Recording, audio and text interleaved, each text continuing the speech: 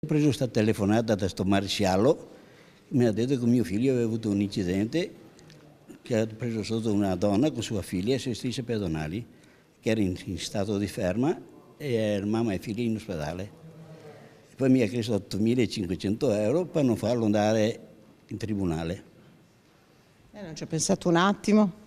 Il maresciallo dei carabinieri ha detto adesso arriva l'avvocato. È partito tutto da qui, dall'arresto in stazione a Padova del 18enne napoletano che poche ore prima aveva sottratto contanti e gioielli in oro a Gianpietro Gerona, anziano di Cadoneghe. L'uomo, grato alla polizia che aveva recuperato tutto, compresi i ricordi della moglie scomparsa, aveva deciso con coraggio di raccontare nel gennaio 2024 quanto accaduto per mettere in guardia altre persone, e a parlare era stato anche il telefonino di quello che sarebbe stato il primo trasfertista fermato dalla polizia, che dai merli, da cui il nome dell'operazione, ovvero gli esecutori materiali delle truffe agli anziani riconoscibili per l'abbigliamento nero, ha ricostruito l'organigramma della banda.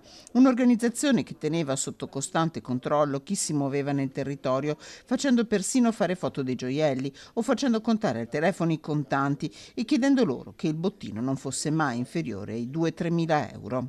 Parliamo di un reato odioso che viene perpetrato nei confronti di persone vulnerabili.